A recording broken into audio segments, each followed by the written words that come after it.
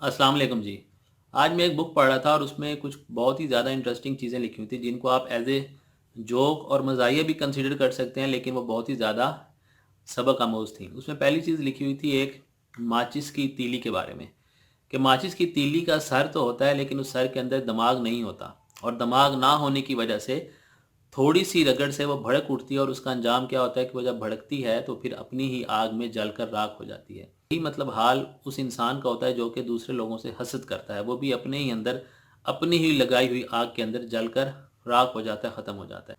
एक और बड़ी दिलचस्प हकीकत है कि इंसान दूसरों के या अपनों के या अजीज़ों के, कोई भी ऐसा इंसान जो करीब हो, वो फौत हो जाए तो उसके जनाजे में शिरकत करने के लिए 7 समंदर पार यानी दूसरे मुल्कों से भी आ जाते हैं जनाजे में शिरकत करने के लिए। लेकिन जब अज़ान होती है तो कुछ फासले पर मौजूद मस्जिद में जाने के लिए उनके अंदर हिम्मत नहीं होती। और एक हकीकत ये भी है कि जब इंसान अपनी गलतियों का वकील बन जाता है और दूसरों की गलतियों का जज बन जाता है तो फिर फैसले नहीं होते, फिर फासले होते हैं। इंसानियत के अंदर फिर फासले बहुत ज़्यादा बढ़ जाते हैं।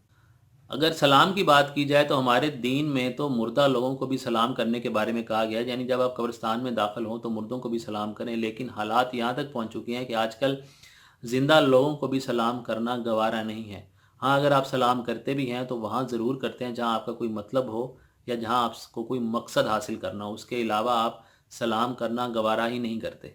अब अगर हम बात करें बड़ाई की, तो इंसान अपनी कद काठ या अपनी ताकत की वजह से बड़ा नहीं होता, बल्कि दर हकीकत इंसान बड़ा अपने इखलाक की वजह से होता है। अब लास्ट बट नॉट लीस्ट बड़ी फ़नी बात है कि अगर आप सब इंसानों को एक ही वक्त में खुश कर मतलब रखना चाहें, या आप चाहें कि सब इंसान एक ही वक्त में आपसे राज़ी रहें, खुश रहें, तो ये बिल्कुल मुमकिन नहीं है। इसकी मिसाल ऐसे ही है जैसे आप कुछ मेंढकों को लेके उनका वज़न करना चाहें, उनको तोलना चाहें, तो जैसे ही आप उन मेंढकों को तराजू में डालेंगे, वो एक एक करके फुदकना बाहर की तरफ शुरू कर देंगे। यानी मकसद ये है कि आप सब इंसानों को खुश नहीं रख सकते।